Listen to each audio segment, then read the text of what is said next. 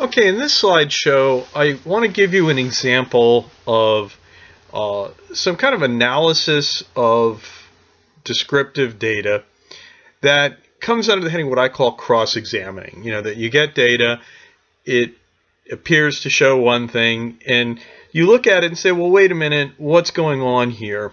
You know, how has this been prepared? Does this really show what we think we show? And you tease out other nuances in the data when you do this. And so the data, or what this is based on, is a look at the Census Bureau's distribution of income. Now this is back, this is oldish, you know, in that we're talking about a 2004 article that is looking at a 2002 Census Bureau stuff. But the issue of income distribution is an important one in the United States, and we hear a lot, especially from progressive left-wing, you know, candidates that, oh well, you know, income distribution is a big problem in the United States, and so we just want to, you know, look at one of the measures of income distribution, that is the census's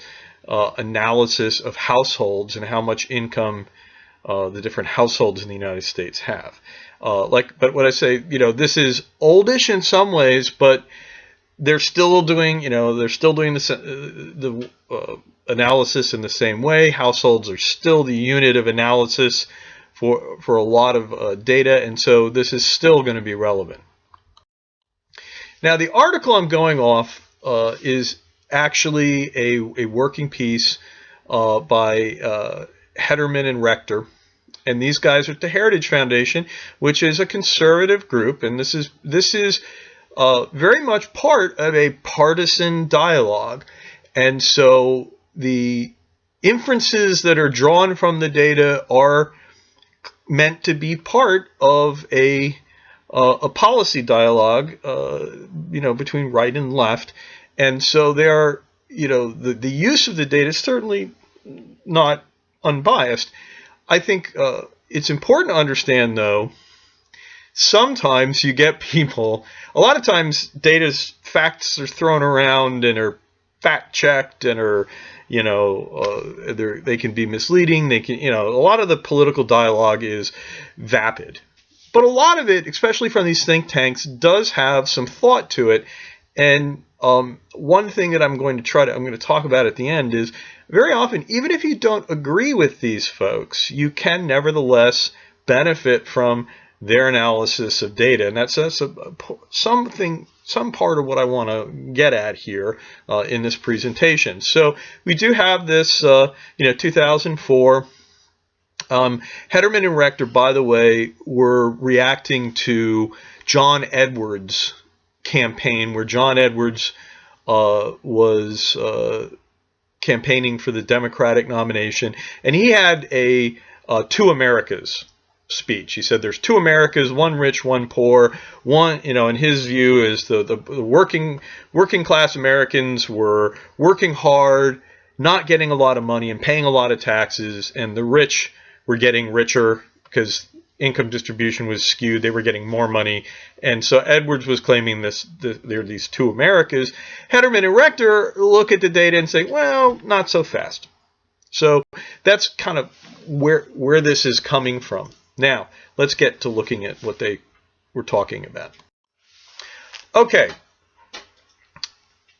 Hederman and Rector look at the Census Bureau's analysis of income distribution in the United States. And that is the first line there of this table.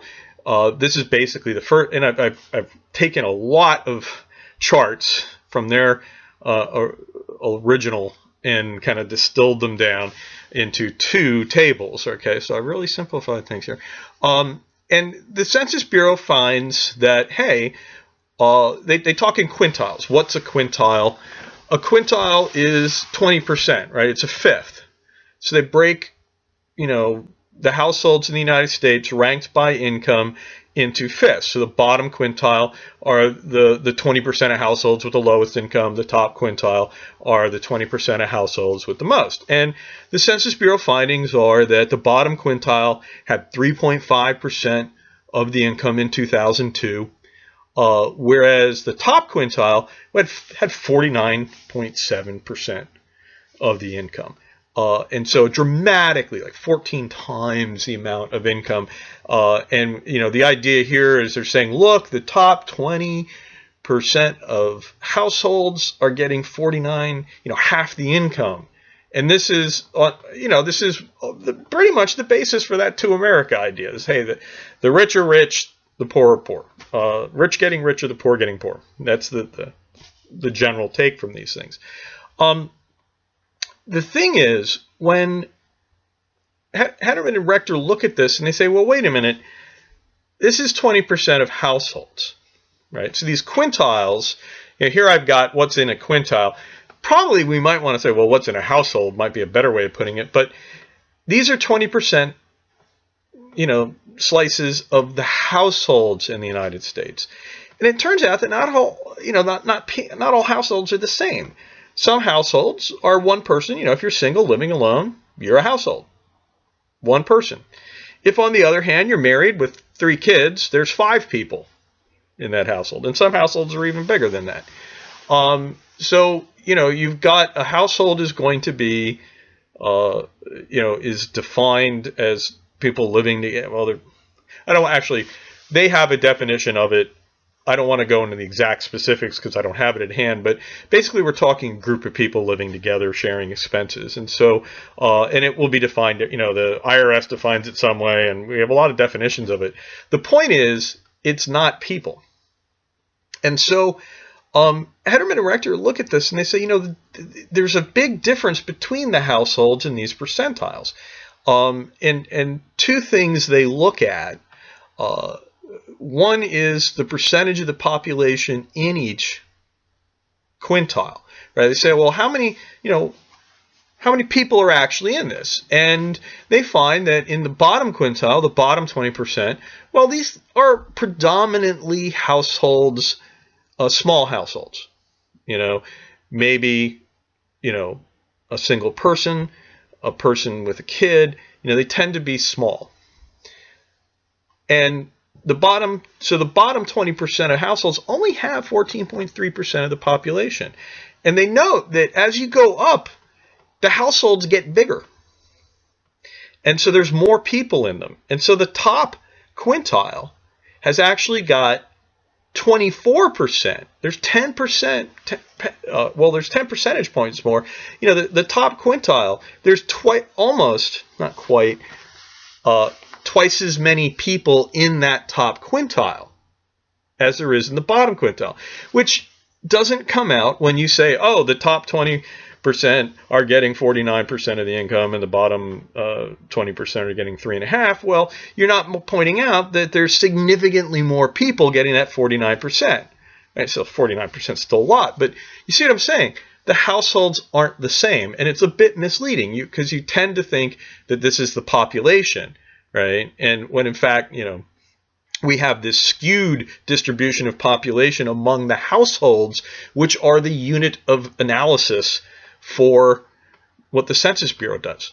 And I find it interesting to note that there's basically 47.6% of the U.S. population in the top 2 quintiles, right? Which tells you that if almost half the country is in the top 2 quintiles, well, you know, okay, the rich are getting richer. A lot of people are in these upper quintiles, right? Almost half of America is in the top 3, and the other half are the top 2, while the other half are distributed amongst the top 3, the bottom 3.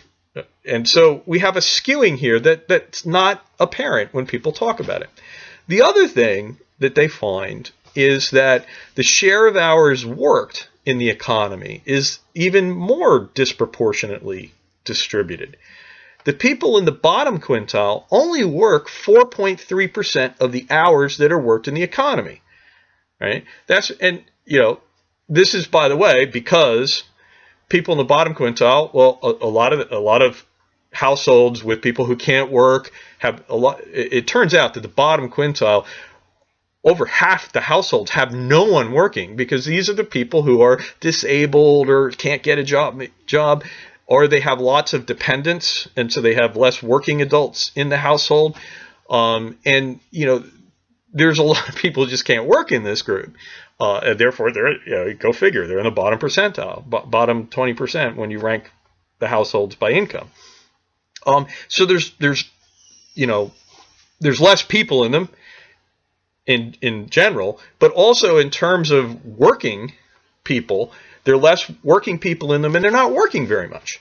When you move up, we see as you go up each quintile, the share of hours worked in the economy goes higher and higher. And so, the top quintile does 33.8% of the work in the economy, right? So they're getting 49% of the income, but they're doing 33% of the work. Now, you can say, but before you go, don't make inferences yet. We don't want to say, oh, well, that's because people get jobs and it's not, they're rigged, they get more jobs. Let's hold on. You can make inferences and draw conclusions later, but this is something that I think is very interesting.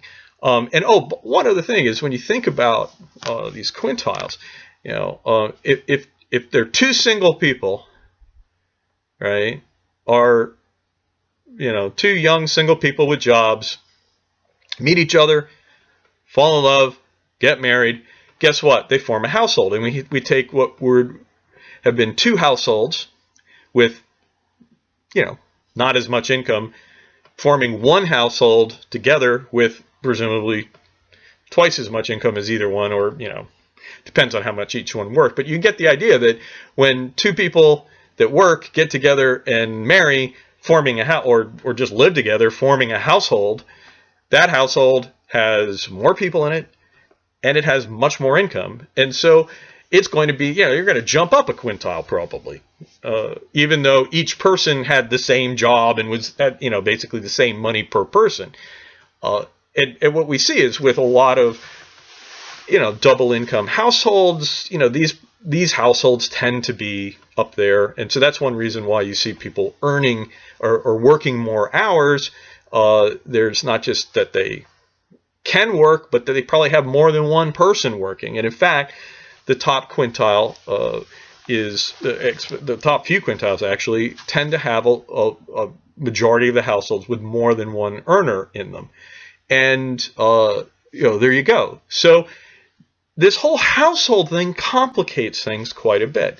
And it certainly gets away from this, when you hear that, the top 20 are getting this much and the bottom 20 are getting that much, you think that you're comparing apples to apples, or that you're talking about individuals and what each individual is getting.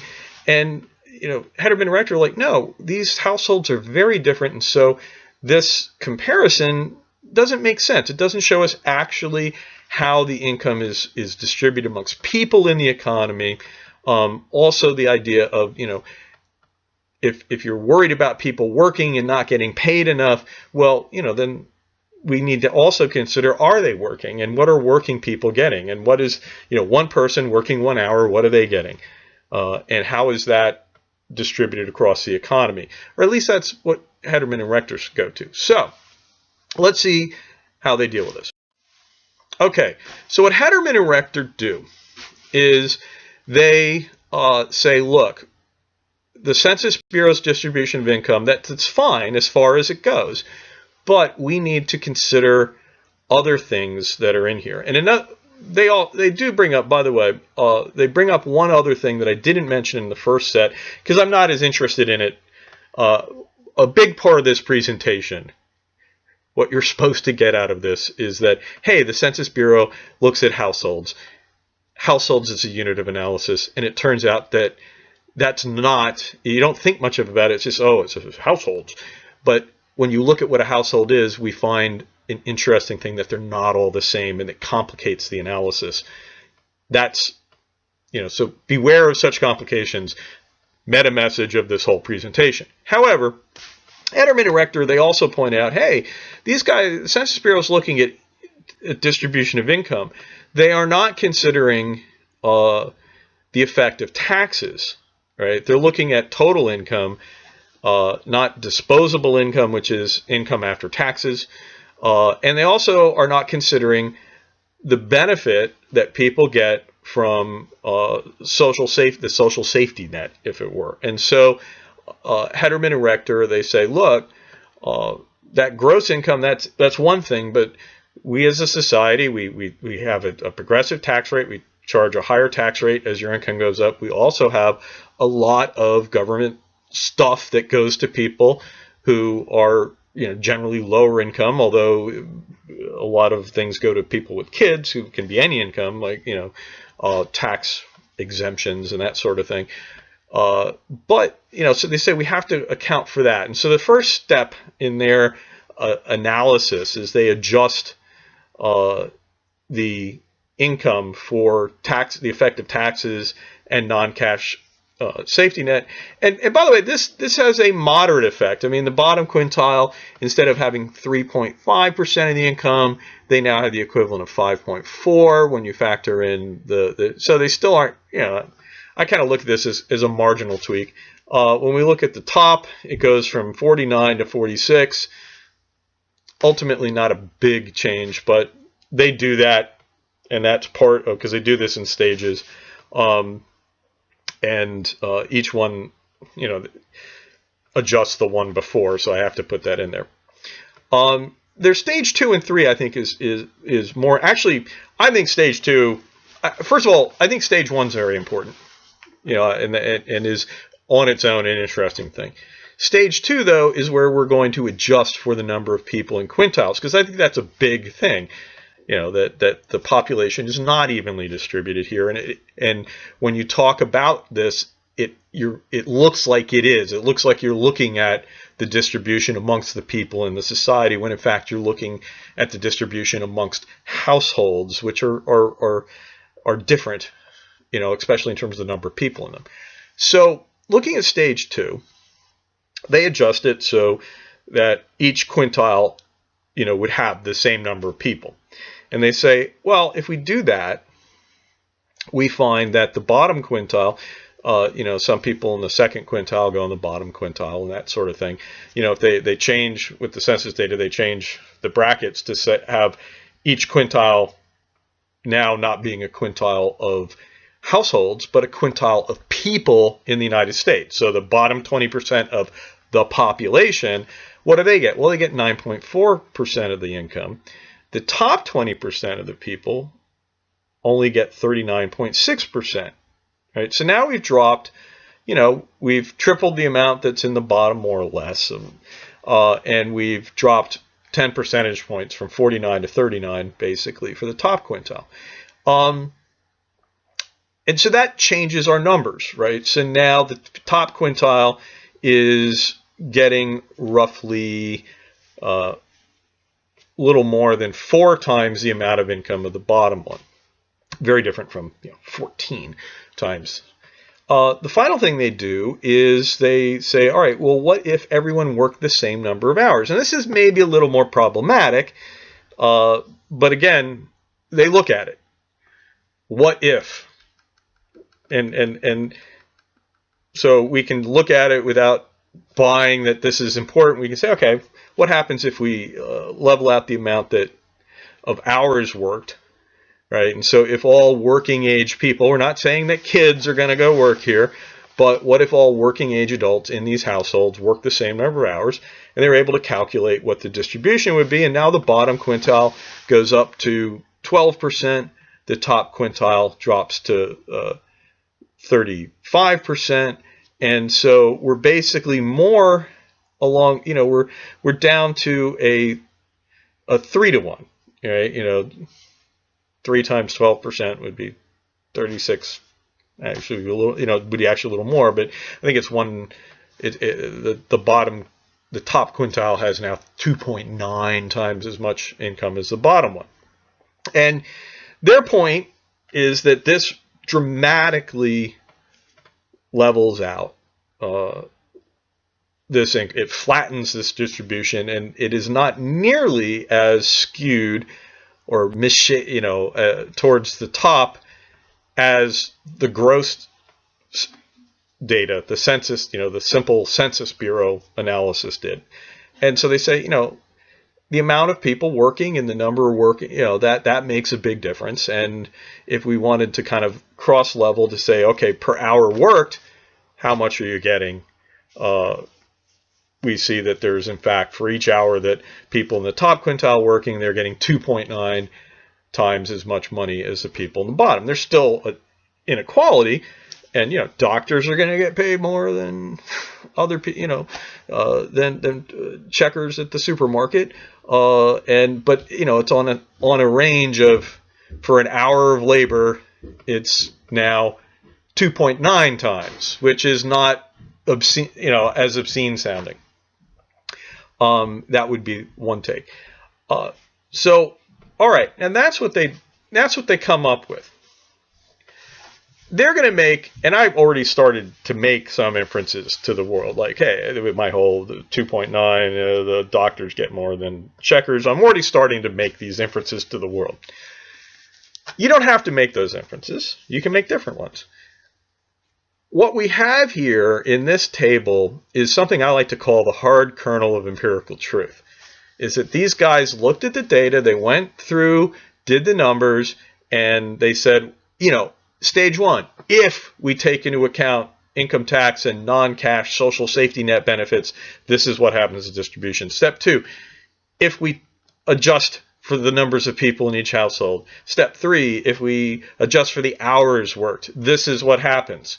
You can't argue with that other than to maybe go in, look at what they did, and find an internal mistake, right? You can't, we can argue with the internal analysis, the internal logic of what they did and try to check it. And this is, going back to that scientific stuff needs to be reproducible. Other people have to be able to get the same results. They have to have explained what they did with the data. And, we can only find fault by doing that, by going in ourselves to look at how the analysis is run. But we get, this is a fact, if you will. If it's unless we can find some fault internally with it, these are facts that we have to deal with. And I say this is our hard kernel of empirical truth, right? We have to deal with this. Now, this is what you use to make an inference about the world. And you can make different inferences. Let's see what Hederman and Rector do. All right. Now they're at the Heritage Institute, and they are conservative, and so they take John Edwards to task, although I have no problem. John Edwards we're not looking back at him with any great relish because of other problems that came up with his candidacy. But, before Bernie Sanders, there was John Edwards. And these guys say, okay, in one sense, John Edwards is correct. There is one America that works a lot and pays a lot in taxes, and there is another America that works less and pays little. However, the reality is the opposite of what Edwards suggests. It is higher income families who work a lot and pay nearly all the taxes. By the way, something that wasn't included in the charts, they noted that the top 20% pay 66% of federal income tax. Right? And in fact, when you look at, taxes are in fact skewed. Of households in the United States, some 47% or 50%. You'll hear a number, and it's 47. It's going to change over time. But a lot of households don't pay money. But, by the way, remember, those are the lower income households. There's actually less people in them. So you can't say, 47% of the households don't pay. That means 47% of Americans don't pay taxes because of the aforementioned skew. So we can use the same little factoid in a different, kind of a more progressive direction instead of a conservative one, if you're so inclined. The point is, up to now, ouch, they're kind of being nasty.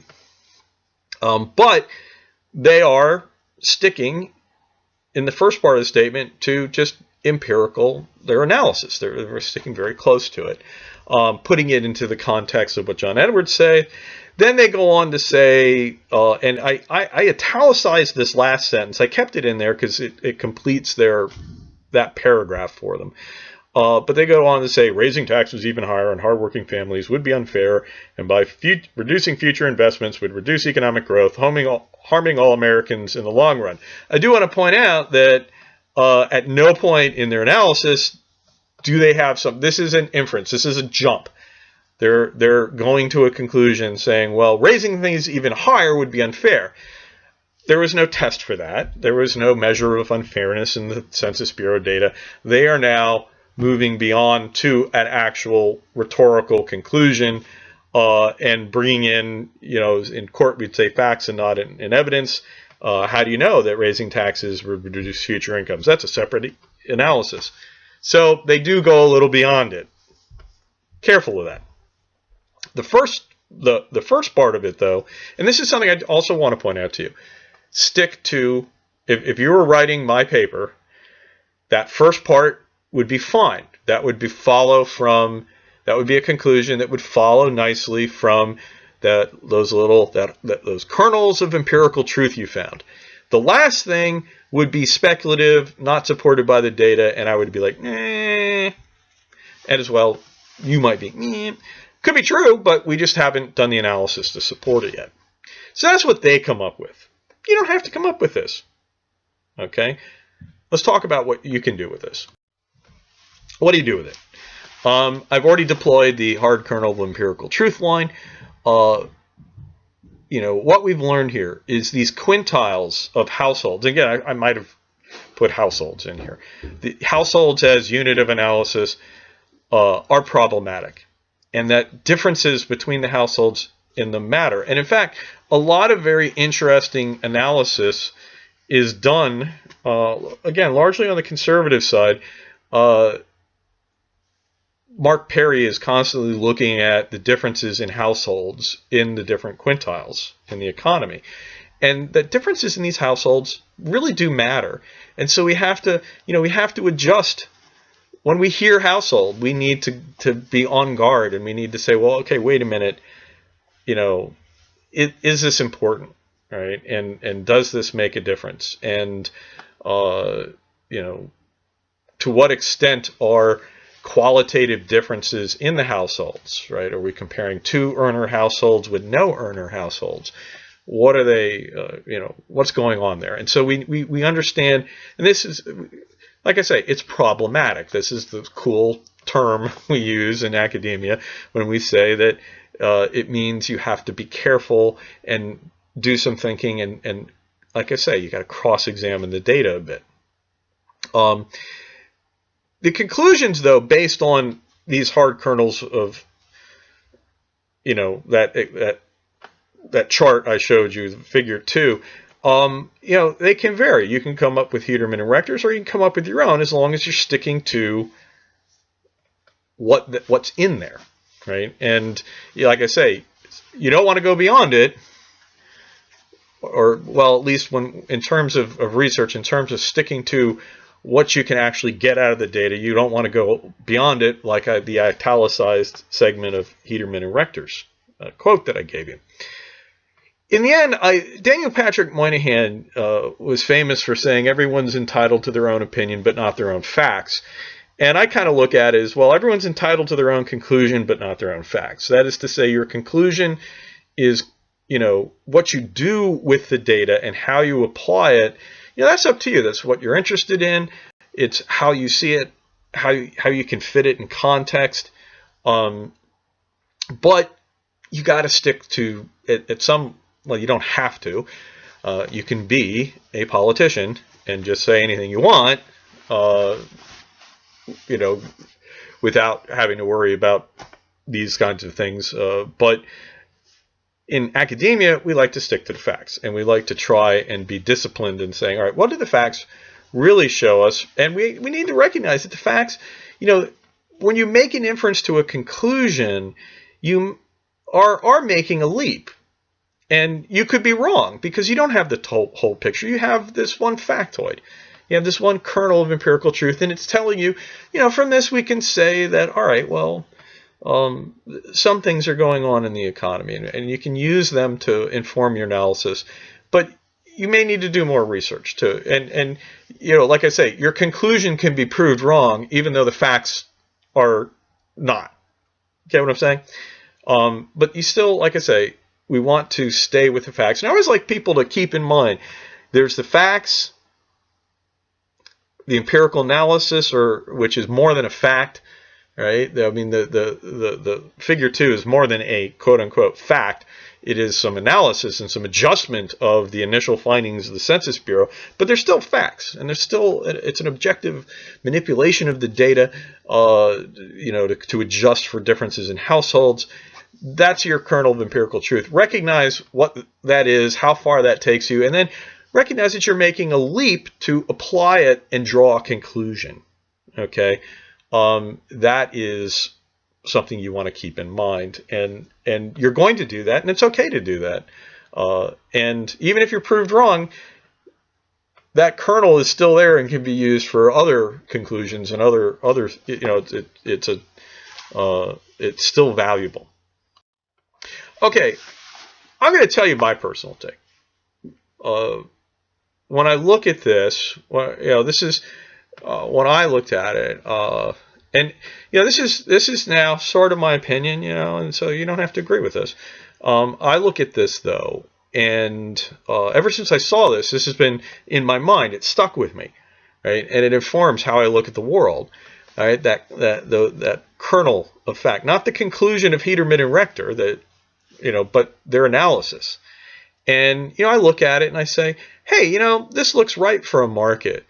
I find it very interesting that the top quintiles, that the top 20% of households are working 33%. This makes sense to me when I go into economics. I teach a lot of political economy. That richer people are working hard. We don't have a leisure class. People are not sitting back cashing dividend checks. They're actually working, and in fact, individuals who get paid more tend to not be, they tend to be in an exempt category. They're salaried employees. They tend to work 60 or more hours a week. They tend, doctors work incredible hours. Lawyers are insane, right? They seem to live at work, creating billable hours. And that's what the economy is supposed to do. You want people, we don't want the leisure class that Britain had at the turn of the century, right, where people sit around and go to the club and don't work, right? We want people to work because they're producing value. We want doctors seeing more patients, not playing golf 3 days a week. This is the kind of thing that is very much in line with an incentive-based economy. Also, the idea is, hey, we pay people more for harder work and job skills and that sort of thing. So we should expect there to be I just look at this, I go, this looks about right. Also, when we look at the adjustments that are made for taxes and other things, the fact that that's important, I'm like, hey, progressive taxes are doing their job, and that's good. We like that, because we do know that that there is this income distribution, that in an economy, some people, there is a serendipity. There are winners and losers. There are things that are different, that people get in a market economy. There's so much change. Okay, there's a lot of people will lose their jobs. Their industries will go away, not really through any fault of their own. And so, we do like to, have the winners paying off some, the people who are at the top end. We like to see them paying most of the stuff. I look at it, I say, they should be paying 66%. I got no problem with that. And that's exactly what we want. And we can talk about tweaking them. I also, by the way, note that very often economists who go out and defend the 1% like to say, well, they pay most of the taxes. I'm like, all right, well, then clearly you're in favor of a progressive tax structure, not a flat tax rate. So I'm always like, hey, because we have that Keynesian New Deal progressive income tax rate is why we have this adjustment. And so it just seemed to me this is an important piece of the puzzle. We should recognize it as such, and we can talk about tweaking it, but it's an important thing to have there, and we should recognize that. The last thing, whenever I look at this household data, I'm always like, holy crap! There are just lots of people in the bottom quintile that have 0 earners. And, you know, there's a lot of folks that can't work. And a lot of people in that, it's actually the bottom 14% of the economy. And so, you know, this to my mind says, hey, it's not, there's issues of social, you know, the social welfare, the benefits that you provide people seem to be important. So I have this very mixed, you know, I'm a centrist, okay, and I take different things. You can take different things away from it yourself. That's fine, right? Because notice most of what I take away from it is the factoid playing off against my other knowledge, you know, the things I've looked at in political economy and that sort of thing, because we process this stuff in our heads. And you can, you know, have your own conclusions. Like I said, you know, the 2 things I wanted to get. The first one was, hey, look, households are weird. Sometimes we have to cross-examine data, and it's a big part of, you know, of this discussion when people talk about the quintiles. It's households, and households, there's a lot going on in there that it's not as simple as it looks, so we need to think about it. That's why I said they're problematic. The other thing is, I hope I'm getting at this idea that, hey, there are these different things. There's the hard kernel of empirical truth, and then there's your inferences that you make off of it, kind of putting that kernel into some context and then uttering a sentence about the world that you think illuminates something. And that, again, this is the art, right? Of political science research, is taking these kernels of empirical truth and leveraging out of them some logical, you know, logically levering a statement about the world out of them. It's vague and fuzzy. Art, you know, is like that, but it's a big part of what we do. And hopefully this has given you a little illumination on that path.